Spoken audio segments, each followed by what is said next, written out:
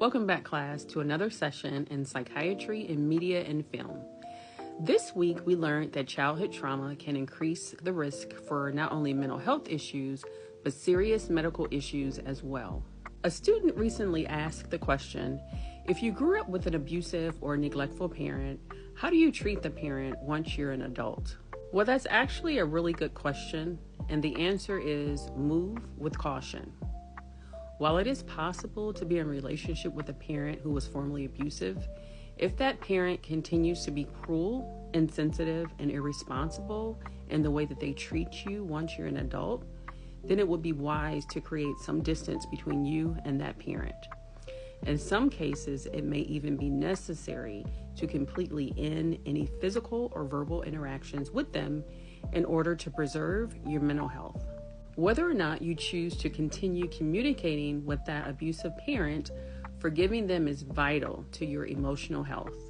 Studies on forgiveness have shown that forgiving an offense lowers the risk of heart attack, it lowers cholesterol levels, it lowers blood pressure, and it decreases the risk for the development of cancer.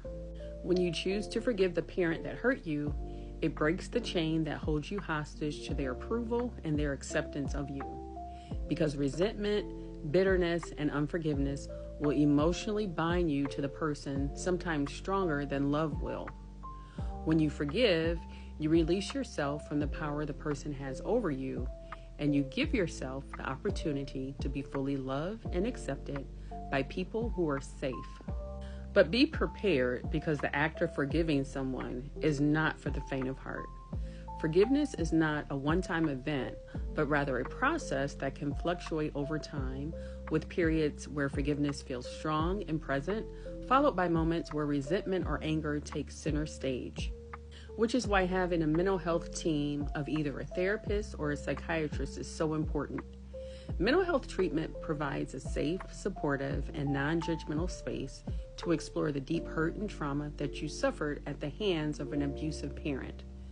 Therapy can help to untangle the emotional confusion and trauma resulting from the abuse, ultimately allowing you to let go of resentment and move forward with a sense of peace. So if you don't have a mental health team, contact your insurance company or your primary care doctor for referrals. Treatment is not nearly as expensive as it used to be, and many therapists offer sliding fee scales to work with your budget in order to make their services more affordable. Thanks for joining me for this week's discussion.